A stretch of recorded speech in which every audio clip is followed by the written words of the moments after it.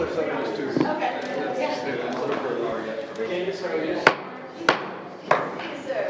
Good afternoon. I'm going to call this meeting to order. It's a workshop for the city of Fort Walton Beach on Tuesday, December 12th. If you have a cell phone, if you please put it on bright light, find it right, or turn it off. I really appreciate that. And then to stand with me and let's do the Pledge of Allegiance. I pledge allegiance to the flag of the United States of America and to the republic for which it stands, one nation, under God, indivisible, with liberty and justice for all. Thank you.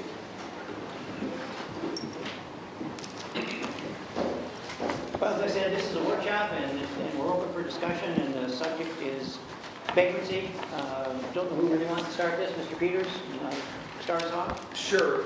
Just as you all recall, we had a workshop a few months ago and didn't have a whole lot of time for council input before we ran out of time for the regular council meeting. And from that time to now, we've been involved in a few meetings with other city managers and police departments and sheriff's departments. Chief Page and I trying to input like our ordinances for panhandling countywide, and try to get everybody to kind of play, by the same rules, enforcing them and everything. And I'll let Chief Page come up and kind of give a little bit of more insight on that and the development of that, and then really would just like some input from council, ideas, comments, just brainstorm a little bit. All right, thank you, sir. Chief Page?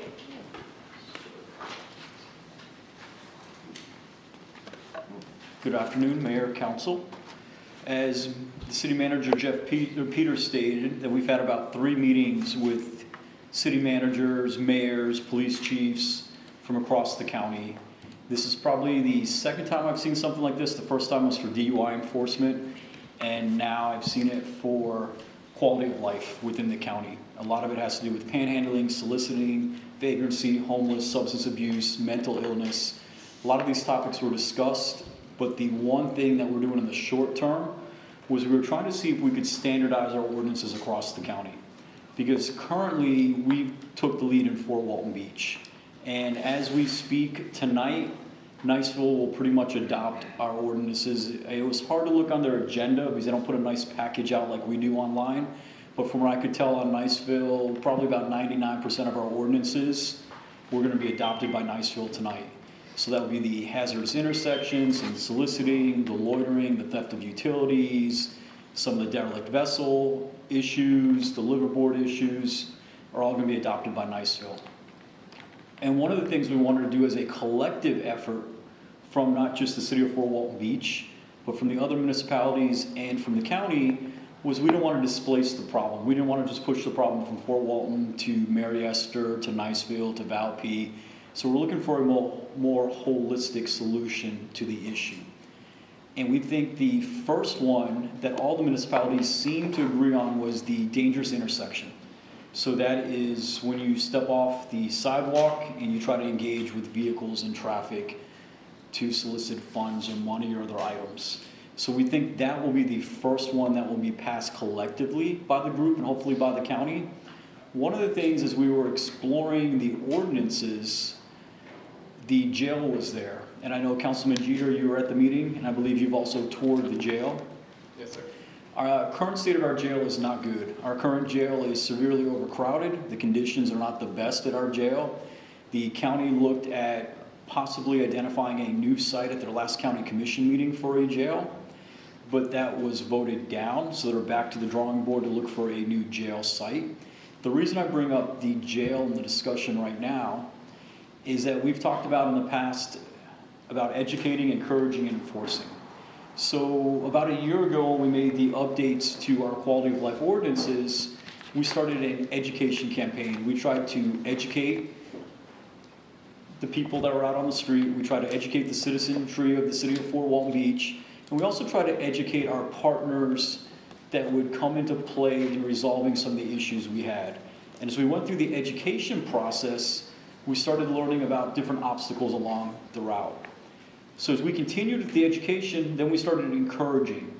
We issued some civil citations, and then once we've issued civil citations, we've now moved into notices to appear on criminal city ordinance violations. So we started issuing notices to appear for certain criminal violations.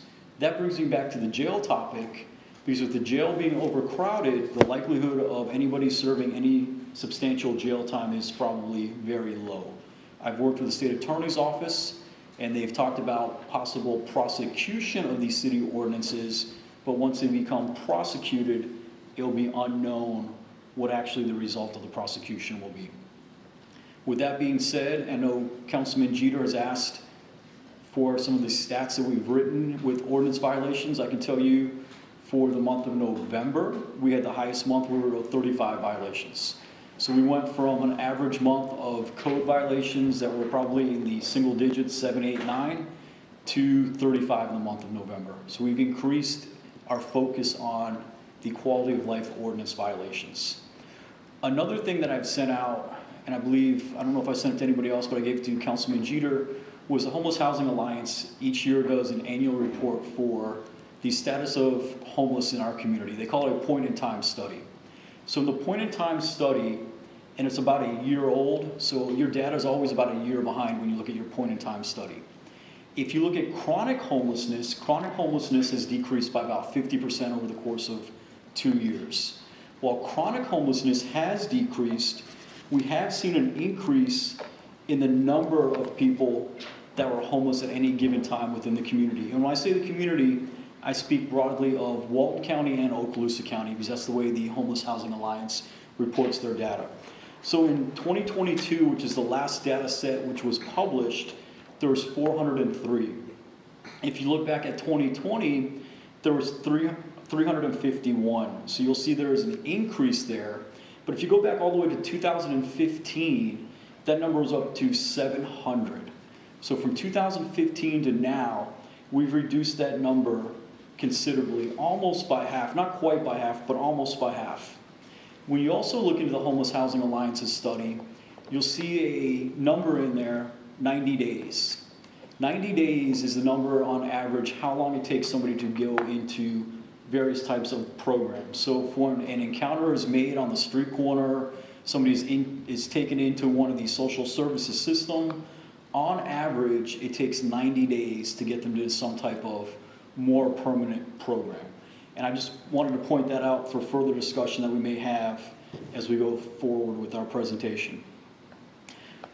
One of the things too that was recently brought out, and some of you may have seen it on the news, is Senate Bill 759, filed by Senator Andre from Pensacola. That Senate bill pretty much mirrors a lot of our quality of life items that we had passed about a year ago. It has a version of the dangerous intersection. It has some solicitation restrictions in front of commercial properties, restrooms, child care facilities, ATMs, very similar to what we had passed about a year ago. It would greatly aid us if the state law passes, because then we'd be enforcing under state law versus city ordinance. So if we can support Senator from Pensacola, any support we could offer to Senate Bill 759 would be great.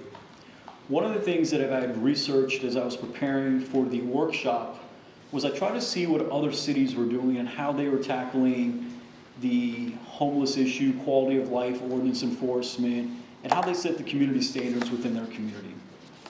So the city of Orlando had a pretty robust system. I sent Mr. Peters a copy of the Orlando's website, where they actually have a frequently asked questions. What is homelessness like in our city? How do you assist somebody that's homeless? If I want to feed somebody, what is the proper avenue and where can we do feeding? They have 3 nonprofits that do feeding in Orlando, and those are the only 3 in the city of Orlando that actually do the feeding. They have other questions on there, such as, are there people that refuse to seek help? And they talk about people that are service resistant and how there's different approaches that need to be done for different people. So the city of Orlando had a very good, robust, public, outward-facing, frequently asked questions, which I think we should probably look into adopting something here in the city of Fort Walton Beach. So as we look at the issue, and I talked about this in the 3 meetings that we had with the other cities and county, is that it's a holistic approach that we have to take. There are many avenues which are going to lead to the resolution of the issues that we see. One of the big drivers, and it was also in the HHA study, is mental health and substance abuse. So mental health, about 20% of the homeless population that the HHA surveyed during their point-in-time study suffered from some type of severe mental health disorder. Another 13% suffered from a severe substance disorder, and another 24% were chronically homeless. Chronically homeless is defined as over a year. So it's a person that's experienced homeless for more than a year. So if you look at those three categories, that makes up the majority of the homeless population that is experienced in Walton and Okaloosa County. So one of the things I think we need to also look into is how do we address those issues? And those issues are bigger than any one person. Judge Maney is also working on a House bill to improve our Baker Act system, which will also add some mandated outpatient treatment. Because in our current system, if you're Baker Acted, you'll stay at the receiving facility for up to 72 hours. Nobody probably ever stays for 72 hours. And you're not really treated. You are stabilized and then released to outpatient treatment. Whether you make it to outpatient or not is on you. So Judge Maney is looking to try and strengthen some of the information sharing, possibly have court-ordered outpatient, so there'll be a little bit more emphasis behind the outpatient treatment. So I think that would be a good step in the right direction. There's also some work that needs to be done on the Marchman Act. The Marchman Act is what we use for substance abuse. So if somebody is suffering from a substance abuse disorder, they will be Marchman Act. Under a Marchman Act, you are basically stabilized, released from the hospital, and then sent to an outpatient detox. Bridgeway does have an outpatient detox, but it's not a 24/7 detox that Bridgeway runs, and Bridgeway is also limited to bed space. So I wanted to bring up some of the confounding issues that we see as we tackle the problems that I know will come up in this workshop. I can tell you, and one of the things that we had done with the city council, with the city manager, and with city staff, was we had added one additional officer to the Fort Walton Beach Police Department. And that officer, we have a backfill position that is attempting to do some of the responsibilities for it. But anytime, it takes us probably 6 to 9 months to hire a police officer and to train a police officer. I know there were some questions that were raised, I believe, either at a CRA meeting or at a council meeting about possibly advertising for a quality of life officer. But that is not something that's generally done in policing. If you look at any policing recruitment or advertisement, you hire a police officer, you hire a deputy, you train them, they generally go to patrol, because you don't want to put somebody out into a more stringent job requirement, such as dealing with homeless, dealing with substance abuse, dealing with mental illness, if they don't have the basics of policing done first. So Officer Bag Watson is the one that is currently assigned to it, and he's doing a lot of the outreach. A lot of the enforcement is being done by our patrol and our street crimes unit, and that is how we got up to 35 ordinance violations in the month of November, which was higher than the other months. So I think I laid out a lot of the big ticket items and some of the questions that I may have been asked on the side or by people prior to the meeting. And I can see there is a good amount of people here from the public. So Mayor, I'd like to now turn it back over to you, answer any questions or give the public an opportunity to speak, and then maybe come back and follow up on any questions or statements that are made. Perfect. All right. Any questions from council for Chief Page? So, yes, I was at the meeting, yes, I toured the jail.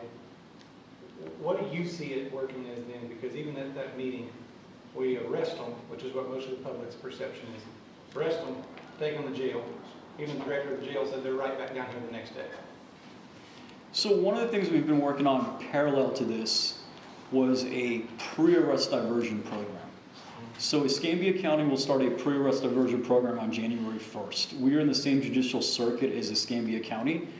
Walton County, Santa Rosa County, Okaloosa County are all in the same judicial circuit. Walton County will be next. They look to go March 1st with their pre-arrest diversion. We could probably look about the same time for pre-arrest diversion if it was something that we wanted to do here. Pre-arrest diversion, there's several types of, I think there's 5 types of diversion.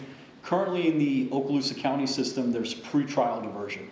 You'll be arrested, you'll be booked into the jail, the state attorney will intake you in, And then at that point, they'll divert you through a drug court, a veterans court. There's different things that they can divert you to.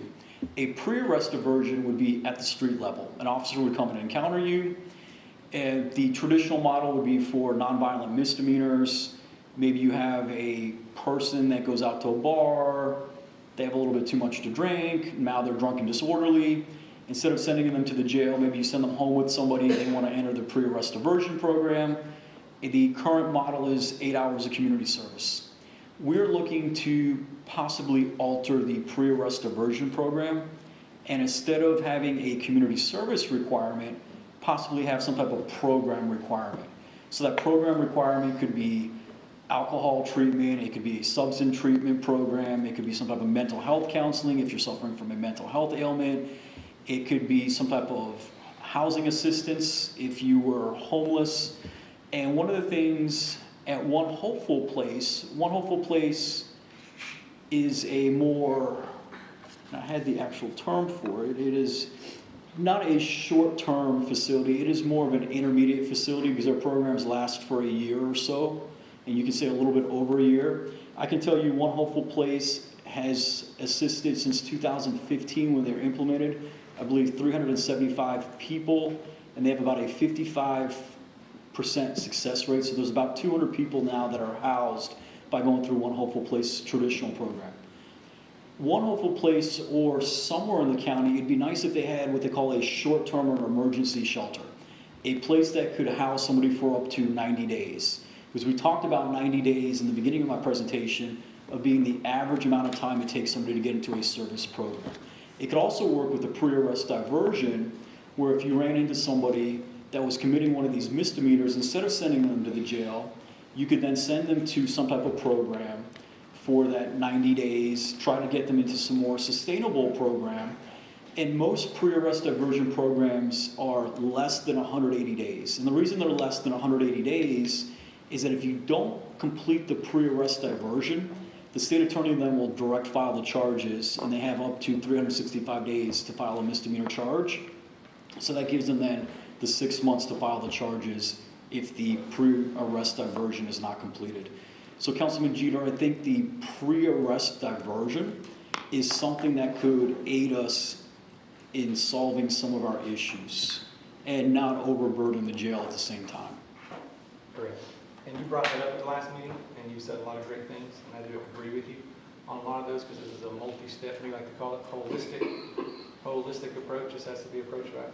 So I agree with that. I still think, to answer your question, they're back down here because of the services that we offer. And that's what I was saying. I'd really like to see that diversion program rolled out, and what's entitled, what all does that entail? Is that another enabling service? Or is that really going to help? And I believe that it will help, but ultimately the person has to want to help themselves for any of this to work. Correct. Right? And really, that's just another service that we're offering, and that's why they get out of jail the next day and want to come right back to Fort Walton Beach, because of the services. And there is no diversion program currently, so we are at a stage where we can draft it, and we can also watch for those guardrails like you're talking about to ensure that we're not enabling and that we're actually helping and encouraging people to no longer be homeless and actually house people. Because I think that's the ultimate goal, is to house people, and we want to see people get to sustainable housing. Correct. We did not get a lot of time last meeting, so I would like to use my time from last meeting and this meeting. I'd like to merge my two times together, but it's not really a question for you. It's just some documentation that I would like to read. Oh, that's fine. Just to prepare it may take a while. Vagrants. They are destroying our small coastal family beach town, and we must change directions fast. Thank you, One Hopeful Place, and all the churches and organizations that have tried really hard to combat this problem. You all have donated a lot of your time to find a solution to this issue that is destroying our community, but it's time to take a step back and realize what works and what does not work. Unfortunately, we have been enabling, and enabling makes the problem worse. First, we need to establish the difference between vagrants that are destroying our community and the homeless that we need to help, as we were just referring to. What is a vagrant? A person without a settled home or regular work who wanders from place to place and lives by begging, according to Webster's Online. Too many people and organizations in our community group the two together so that they can profit or gain from it. We need to help the ones that truly need it, but we also need to do less for the ones that are abusing and destroying our community. This will require a multi-step or holistic approach, and this may take months, and it will even take years to get 100% achievement of elimination. But that time frame also coincides with the beautiful future projects like the completion of the bridge and downtown and the landing and everything else that we have coming that all this needs to line up with. Over the last 10 years, some say 20 or 30, our community has changed and we see more and more vagrants. Now over the last 10 months, I've had a chance to really get my hands dirty and go behind the scenes and see some of these vagrancy issues. It was council's #1 priority for strategic planning. And yes, I've toured one local place, I've toured the county jail, we've all sat in multiple workshops, I've attended town hall discussions, and I've volunteered to serve on the Homeless Housing Alliance Board for the Boardwalk Beach Council representative, only to be denied and told that they do not want Boardwalk Beach's support. It is frustrating to me that the overwhelming majority of our community wants to see this blight removed, but all the higher-ups and officials that make decisions continue to get outsmarted by vagrants that continue to break the law and destroy our community. Most of us agreed on one thing: we must start somewhere. So let's get started. Our small coastal town has become a destination for vagrants. We are on the verge of becoming a mini San Francisco, all because we, as a community, are allowing it. We're not holding the bar high enough. We did not hold the bar high enough over the last 10 years, and that's why we're in the position we are now. Word is getting out in the vagrant community that we offer more and more free services, and more are coming. We have to stop. If you build it, they will come. They are here, more are coming. And this also, I'm going to stop right there, but it coincides back to what Pensacola's doing. You know, even the mayor in Crestview said, or not the mayor, the police chief in Crestview said, we've seen an influx over the last 2 or 3 years. Well, and that coincides with when Pensacola shut down their tent city, and they kind of came this way. Some people say they came from Hurricane Michael, but other communities around us are doing the same thing, and we're becoming the place they want to come. If you feed the turtles at Ferry Park, you get hundreds of turtles. You feed the cats, you get hundreds of cats. The data speak for itself. We must learn from our last 7 years, and much like California has learned, that throwing money at a problem does not make it go away. We cannot continue to just throw more money at a problem if the person with the problem does not want to help themselves. Do you know what state spends the most money on vagrants? California. You know what state has the most vagrants? California. Utah just built a $16 million apartment complex for the homeless with granite countertops and high-end efficiency, and they're now doing drugs. There's been 11 deaths, overdoses. They've destroyed the property. Less than 1 year later, Salt Lake City's council regrets building it and says the problem has only gotten worse. So we need to change our plan and start acting fast. These vagrants are destroying our city. They leave trash on every corner. They go to the bathroom outside right next to our park where kids are playing. My own kids have seen this, and they ask me, why do they not get in trouble? I've gone to the police station. I've raised my right hand. I've sworn to test what I've seen. I saw the same guy at Publix 3 days later. My kids are in it. I text Chief Beige a picture. My kids are tugging on my shirt. Dad, there's that guy. I guess it's acceptable. And I'm not putting all this on the police department, just so you know, too. I'm channeled at Eliminating Services, just so you know. I don't want to handcuff you guys and say you can arrest them all, because we all know they're going to come back because of services. So keep that in mind. But I tell my kids the same that I've seen the response to. Since you are homeless and you don't have an ID, you can pretty much do whatever you want, because the jail is full and misdemeanor charges don't stack up, and it's not worth the police officer to arrest him. That's sad, and that's what our kids are seeing. Many of these vagrants are felons that we allow to wander our streets and discourage patrons from spending money, kids from playing in parks, mothers enjoying the park bench, and families dropping their kids off at school. Takes away from all of us taxpayers just simply being able to use a brand new $100,000 taxpayer paid for restroom at a public park. I think it's pathetic, sad, and gross that we allow this to happen right in front of us, and we turn a blind eye to it. How are we supposed to raise our kids and teach them right from wrong? We teach our kids not to beg, but we see vagrants sit on every corner. We teach our kids not to lie, but the vagrants hold a sign up saying money for food, and they go buy alcohol with it. We teach them not to steal. Again, this is another first-hand experience story that I have experienced with my kids in Publix as we were in the produce section, and vagrant walks in, no shoes, no shirt, grabs orange juice, grabs apples, grabs whatever he wants, and goes in the bathroom, eats it, leaves a mess, walks out. Nothing's done. So what am I supposed to tell my kids?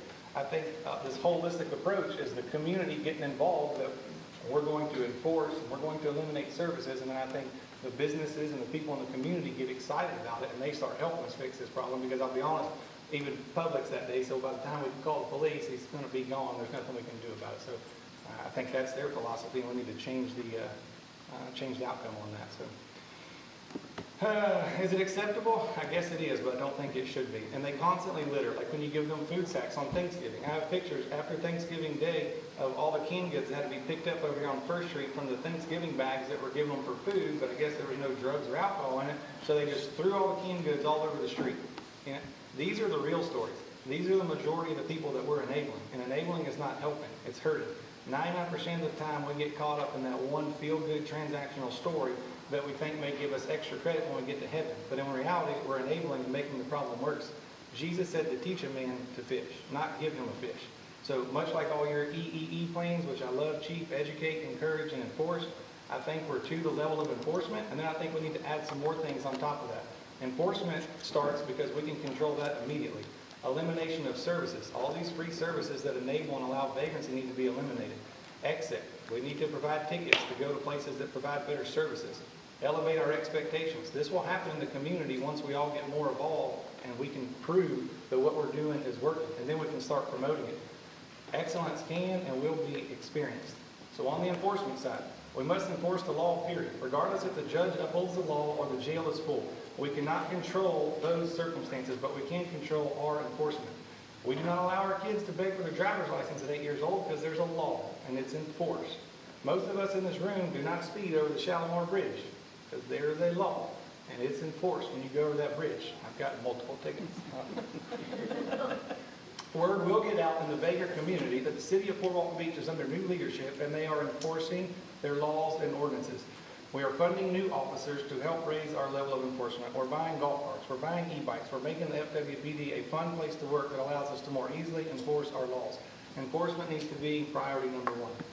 Elimination of the enabling services. One Hopeful Place started in 2015, 7 or 8 years ago, to eliminate vagrants and said it would not cost the city a dime. The program has not worked and cost the city resources a large amount of money. In over 5 years, there have been over 13, and this comes from a report that I've got, if anyone would like to see it. There's been over 1,300 police responses and police reports at One Hopeful Place. Everything from guns to drugs. During our last vagrant workshop, which was more like a One Hopeful Place presentation, not so much a workshop, they came in here and asked for $500,000. We have signs up down here that say give a hand up, not a handout, and the organizations are asking for some of the biggest handouts. Money does not fix this problem. We were told last meeting that all the services over here on First Street that offer free food and free servings in downtown could very easily start being done at One Hopeful Place. I'm not sure that that's happened yet. This requires no money to have that done. We should start doing that immediately. We must separate the difference in the Fort Walton Beach Chamber of Commerce, One Hopeful Place, and the Fort Walton Beach City Council. It appears to me the majority of the people in the community that are willing to accept the vagrants are the people that offer the services and get money from them.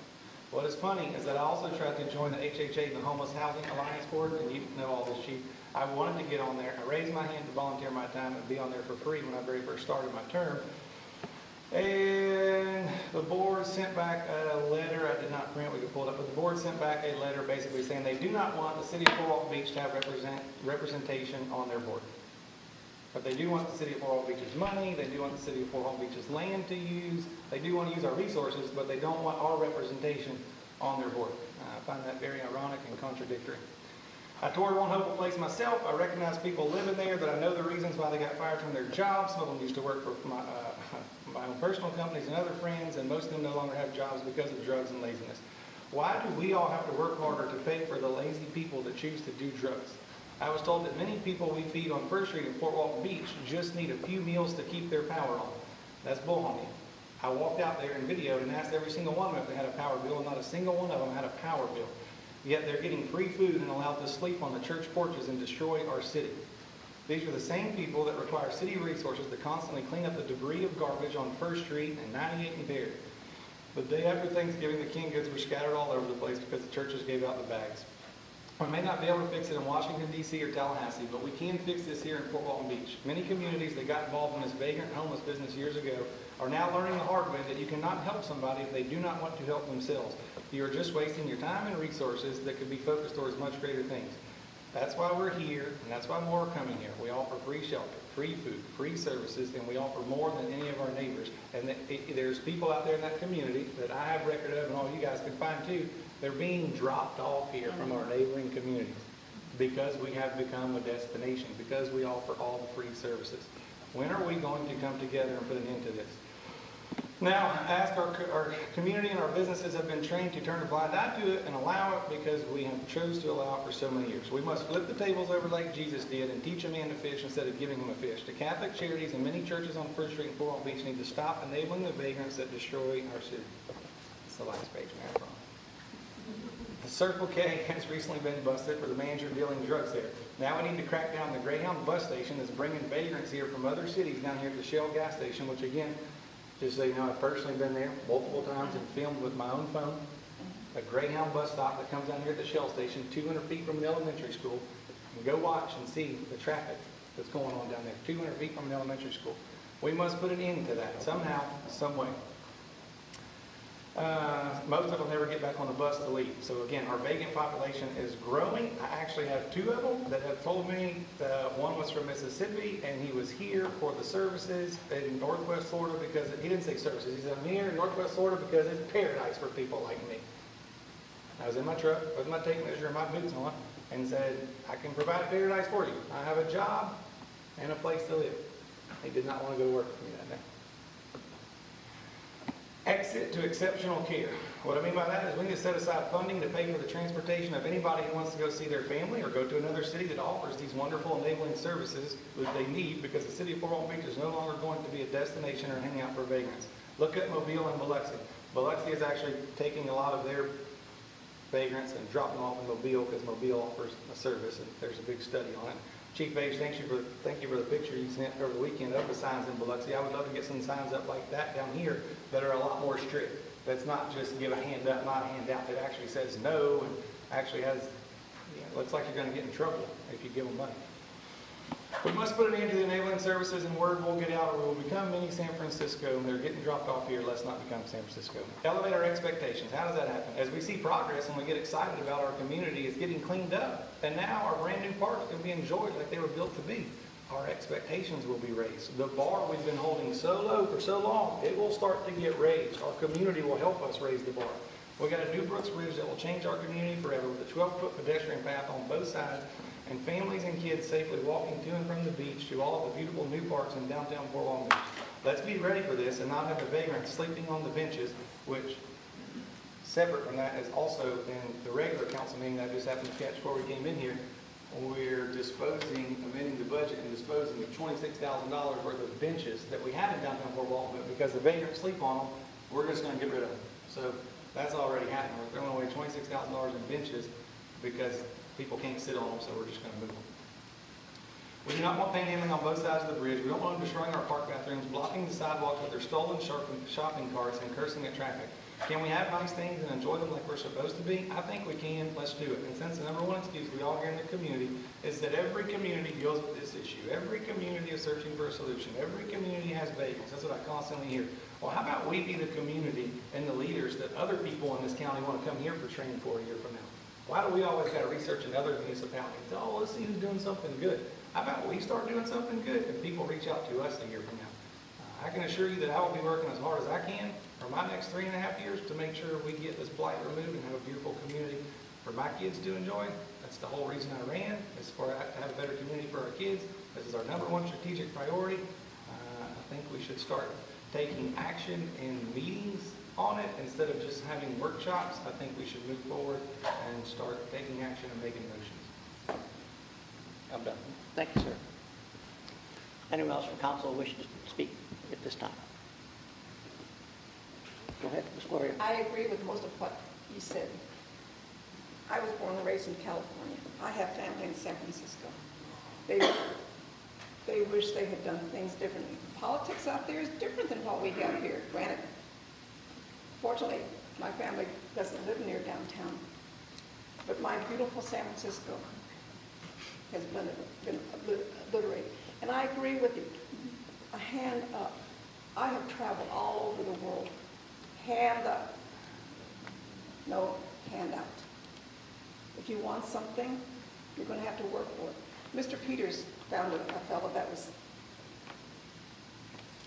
homesteading, so to speak, behind by Cumulus Radio and President Hoodfield complex, and he was charging him. He's got a cell phone, and Mr. Peters says, well, you can't do that anymore. But he gave him a bag. But you can pick up trash. As long as you pick up the trash and do this and empty the garbage, you can plug your cell phone in. Now, that's not a handout. He offered him the electricity, which brings to mind our new parks. I'm pontificating and praying and doing whatever I have to get automated turn off the electricity, automated lock the bathroom doors. And so people that are not renting the, what do you call those, pavilions, we rent those pavilions for parties and what have you, turn the electricity on for them. And I go to Liza Jackson, I go to all the other parks with my little red hat, and I'm talking to the people. A lot of those people don't even live here.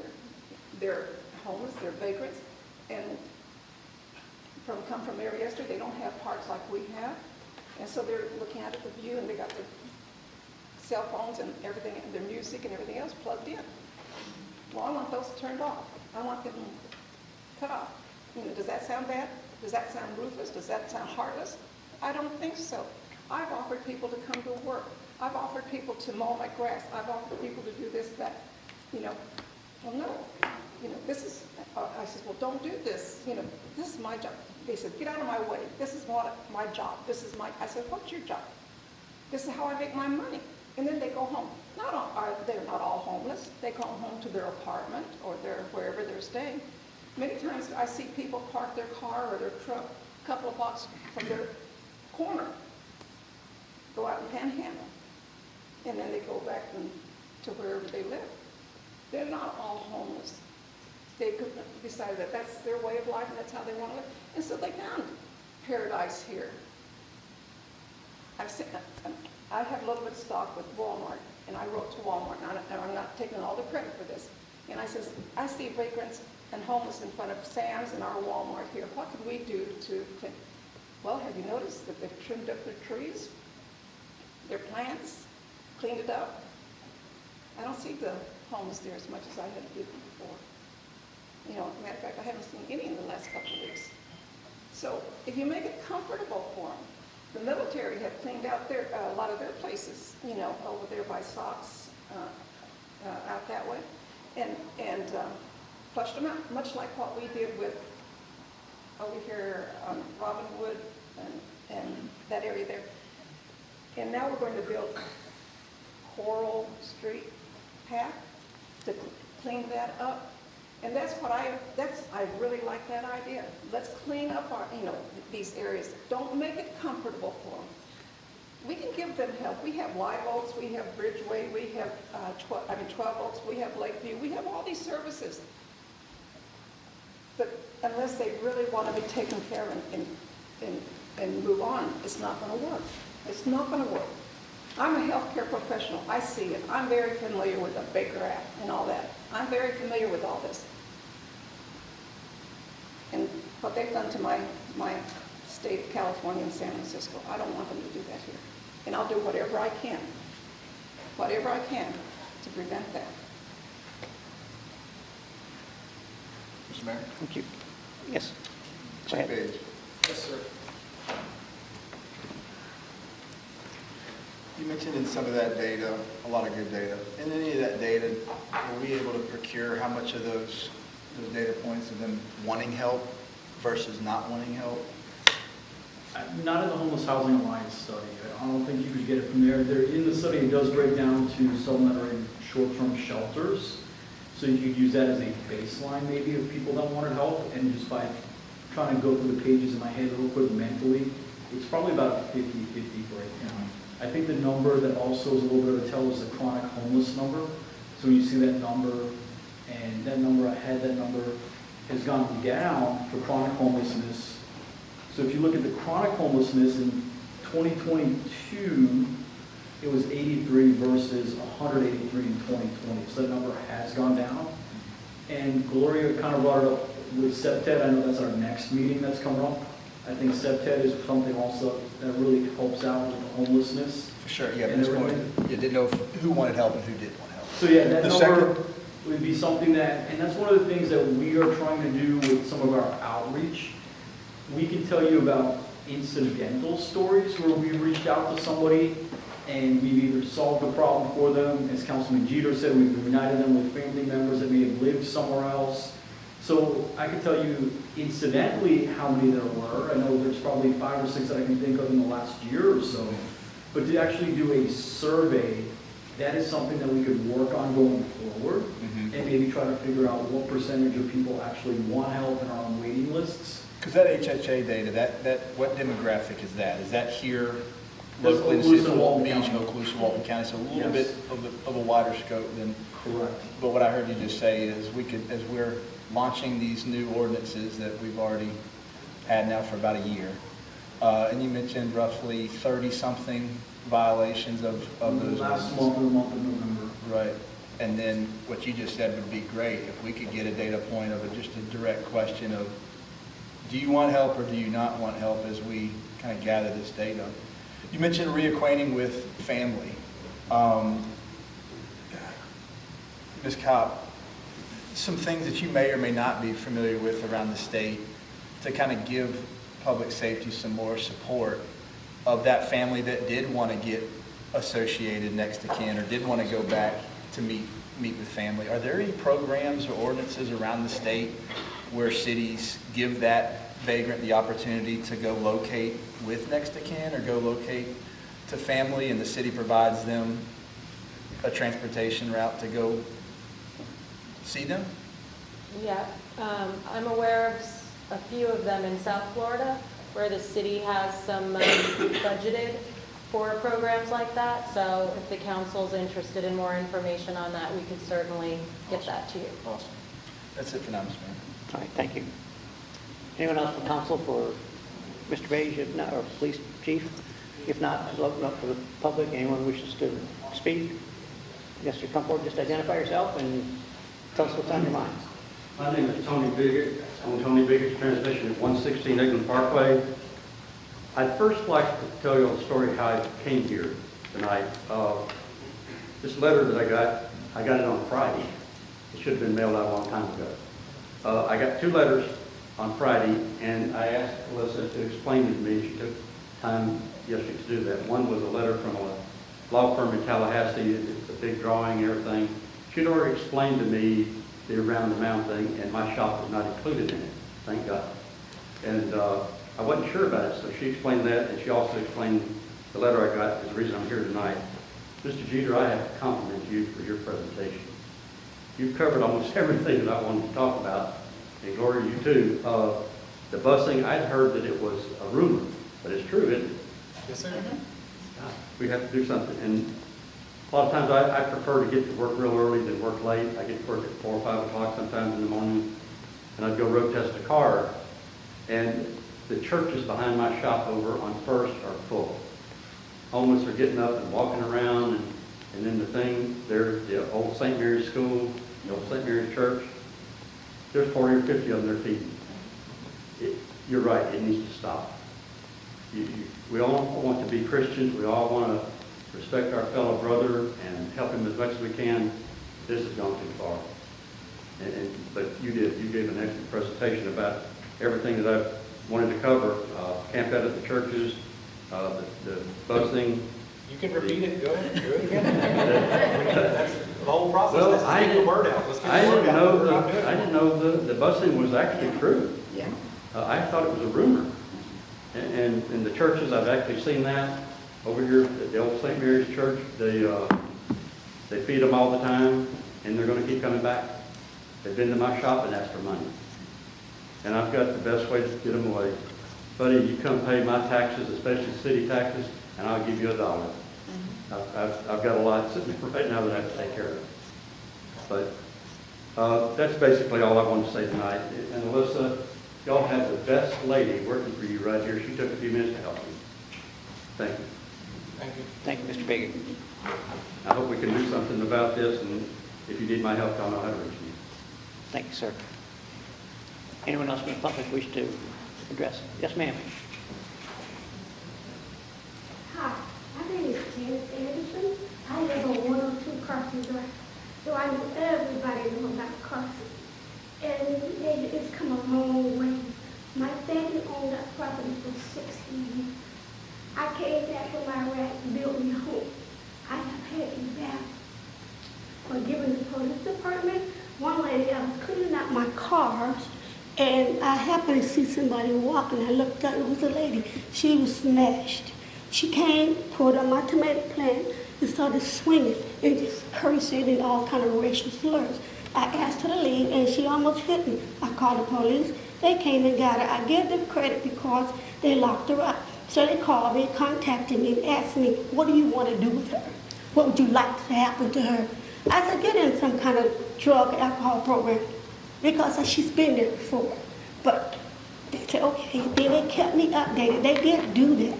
But Carson has always had a reputation, and it's not the people. I'm a veteran. I'm a disabled vet. I did my time. My parents did theirs, and it's just unseen. But the churches, you are correct. They feed them. Church down the street, church over there. And they like a grove of cattle. Feeding time, their own time. Same people, nobody look like they got any disabilities. And I have to keep my garage closed. I built a home. And I thought, I don't deserve this. Well, a previous before, they don't clean up a little bit, they had a drug bust over there. And I was standing outside trying to see what was going on. And I was talking to one officer. And I said, this is absurd. He goes, I said, y'all need to do something. You know what he told me? Well, if I move them from here, they're going to go somewhere else. Well, thank you. Thank you for your service. But that's not what I was looking for. Do something. And y'all look correct. I don't know these people. But what everybody's saying, oh, these druggies, well, most of them are relatives of babies. If I can take a picture of every tag that come through, you guys get tired of talking to me. But it's all over. And all these prominent citizens that they're prominent, they're not prominent. These are the people that live in Fort Walton that got a drug habit. And something, I don't know what can be done, but like I agree with you guys. You got to want to help to get help.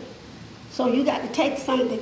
I have a 35-year-old daughter living with me because she can't get a house. She has a decent job, but the housing is up the roof. But they're making so many promises to these homeless people when people that's born and raised here can't even get a house. And that's just so unfair.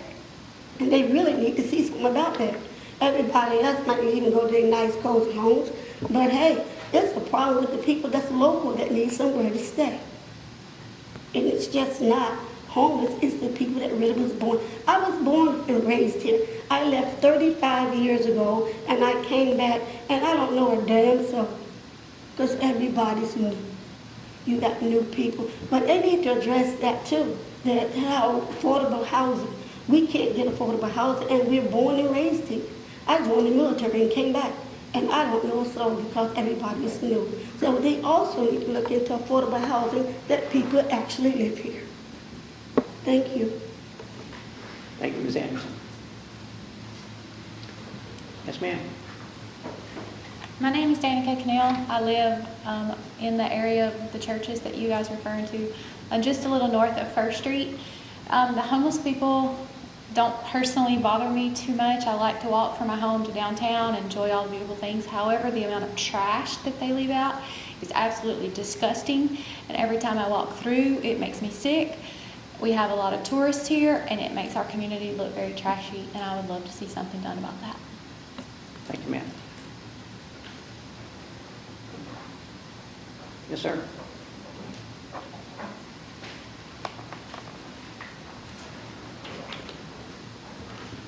I'm Dave Hancock. I live at 113 Brook Street, Indianola Condominiums. We lived there since 2006, and we have seen the vagrant issues go back and forth for years. And to the credit to the police force, they're doing better than they were, okay? They are doing better. But what Councilman Jeter said about making it harder for them to get taken care of. We go to church at St. Simon's in the Sound, and for a couple of years they had it was a program where once a week the church is shared, once a month, and you could get a shower, get a bath, get fed, all that stuff on the cold nights. It was a cold night shelter.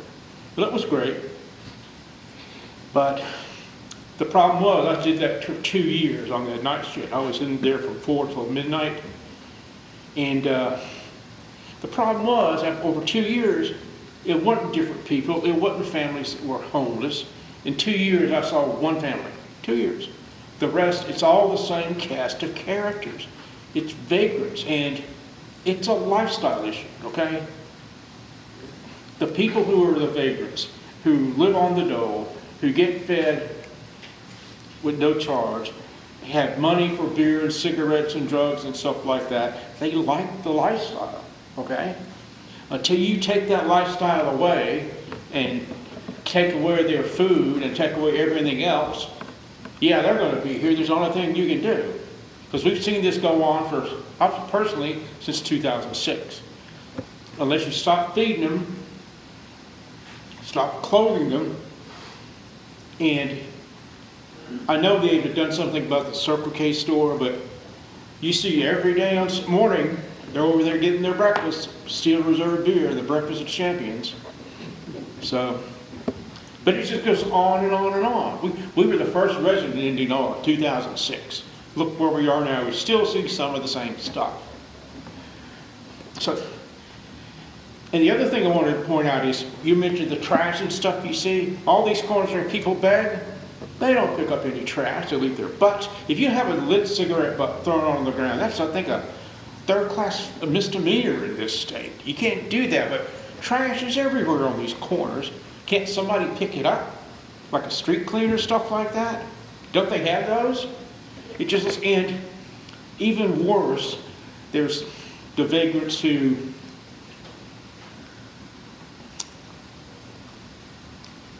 they take the, dump their trash over fences onto private property. Now, who's supposed to clean that up? The person who owns the property, he's not done it, but the guys who are the vagrants who put the trash out, they throw it over the fence. Well, there's nobody to pick it up. It just stays there. There's a lot that can be done with simple solutions to make the downtown more, make it and keep it more livable. And that's what we need, y'all need to do. That the situation about making it more livable and less friendly, that's above my pay grade how to solve it, but that's what needs to be done. You're going to have some hard and new decisions, I'm afraid. I don't know what else you can do. You can't you can't extend the open hand because they've done that. Does everybody remember, you probably had to leave here long enough, that in the downtown landing, they had a bunch of benches around that big semicircle there where people could come and sit. Well, they had to tear those benches away because the vagrants used that to sleep. That's the kind of stuff that's happened. It was a beautiful area, now it's ruined. It's ruined. So, there's a lot of frustration there because I've seen this stuff for years, but it's got to stop. Because a lot of people have invested a lot of money in businesses and property, and they're the ones who really are victims here. It's not the homeless, it's the ones who have invested to try and live there. And we expect the government, and the city, the county, whoever, to stop this, okay? That's all I've got. Thank you. Thank you, sir. We've got about 7 minutes left. Chief, you want to summarize, sum us up? Mayor, thank you for the opportunity to hear this, the comments that are made by council, Councilman Jeter, for the comments that are made by you, the residents of Indianola, some of the other residents that have came up here to speak. There's members of the police department staff in the back. I can tell you other members of the staff also watch it online. We will take the comments that are made. We've received direction from the council. We've received direction from the council in the past. I'm glad to hear that it is getting a little bit better out there. And we'll continue to enforce our efforts to curtail the behaviors which fall below community standards. One of the things I also want to announce is that we've started a partnership, and this is the first that we're going to announce it. We're going to do 3 lunch and learns at the chamber. The first one is going to be on, and it's going to be what your next workshop's about, crime prevention through environmental design on January 24th. On February 21st, it's going to be community policing, and community policing we'll talk about with some of the topics that were talked here. What does a business need to do? How do you address a vagrant? How do you address a trespasser? How do you address a loiterer? What can the police department do? How can we partner together? So that one will be on February 21st. And then on March 20th will be active shooter. That is another topic that is currently a very hot topic within the community. So we'll have 3 90-minute workshops. We haven't done a Citizen Police Academy probably in 2 or 3 years since COVID. We're looking at this as kind of an alternative to the 10-week Citizen Police Academy and try to hit a different demographics, more the business community, with these 3 short workshops of 90 minutes. Councilman Jeter, you talked about signs. We had ordered signs several months ago. They came in. The signs we got are so big that they can be seen from space. The only problem is that the current sign poles out there are not big enough to hold our signs. So we are looking for private property owners that are adjacent to the common areas where the solicitation is being done. The old landmark site, if somebody has a contact at 98, either Florida Place, Beale and 98, any one of these, we're looking for a private property so we can go just off the FDOT right away so we don't have to deal with FDOT for putting up 2 posts, because these signs will take up 2 posts. And they basically say, it's okay to say no, very similar to the Biloxi sign. And then below it says, if you're in need of assistance, call 211. Because that is really the route that somebody should take, is to call 211. When you give $1 on the street, and you talked about the Breakfast of Champions, that $1 on the street generally goes to satisfy an immediate need. And as Councilwoman DeBerry said, a lot of them are not homeless. A lot of the people you see out there soliciting are sheltered or housed at some level. We'd much rather see you give that donation, and we probably need to do more community outreach in this aspect, to a vetted nonprofit. You give your money to the United Way, to other charities, that $1 you give is generally matched by other funds. And it also then goes to specific programming that goes to change behaviors. And that $1 is worth more than $1 once it's donated to the proper organizations. So we'd really like to get out that message. And Mayor, unless there's anything else, I know we're running short on time. I'll turn it back over to council for any final comments. Thank you, Chief. Mr. I just Smith. got one question for you, Chief. I don't know if we can solve it in 3 minutes, but I'll let you give it a try. Attacking this problem by attacking the people obviously hasn't really been working. So kind of tackling this problem maybe by tackling the services, and I know we had the One Hopeful Place people in here, you know, and all the Catholic charities and all those guys in here come pitch us this grand idea, $500,000, but there's a lot of things that they could have done that didn't cost them anything, and it seems to me that they've been going out and getting the money, but they haven't done anything that doesn't cost them any money. And what I mean by that is the feeding network. Is there anything that we can do as a city to discourage their ability to feed them down? I think the city attorney and myself have looked into it a little bit. There's certain cities that may have overlays where you can overlay a district that maybe limits some certain types of activities, such as shelters, feedings, other services. And this would probably be more of a growth management question. The problem you're going to run into is a lot of these existing establishments would probably be grandfathered in. So you want to get new services to come in, but it might be very hard to get rid of existing services.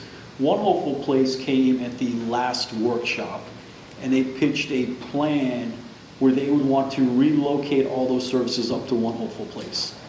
Their plan needed a little bit more space to relocate all those services up there. I believe they may come back with another plan at some point in time to talk about how they could possibly relocate services up there to get the services out of the downtown core. But as we talked about, it's holistic. It's getting the word out, and it was talked about that if nobody is giving out the money, then you're probably not going to see the solicitors and the panhandlers on the side of the street.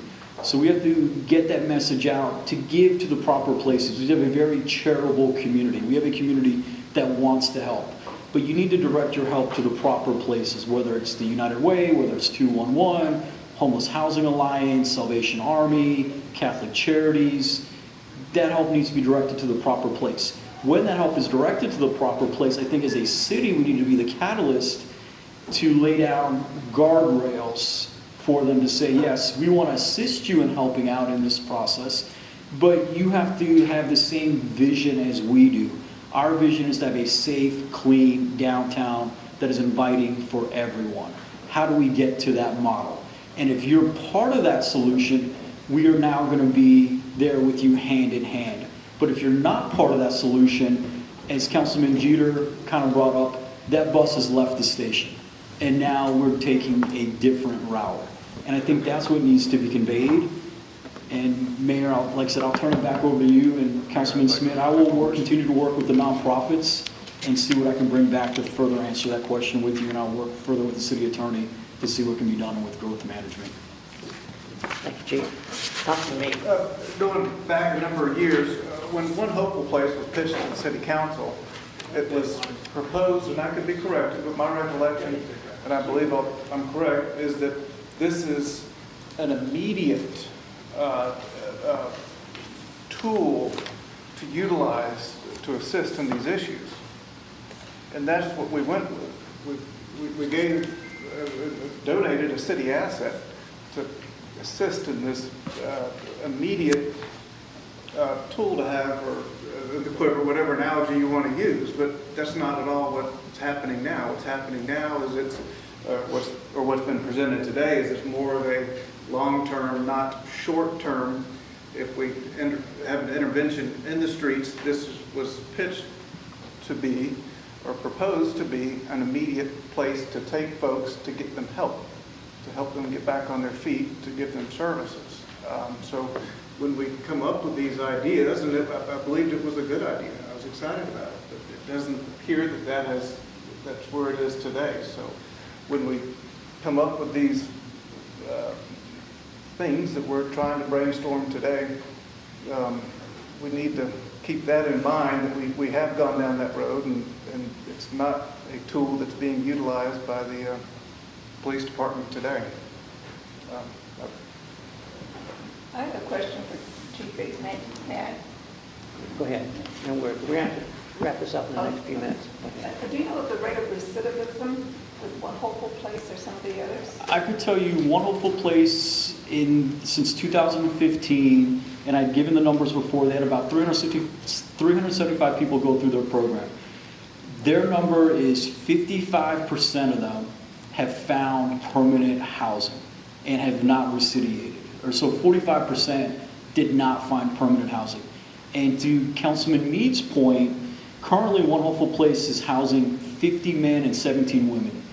And their program is not really long-term, but their program is a program to try and change behavior, develop skills, get you housing, and it's not really emergency where you're looking at 0 to 90 days.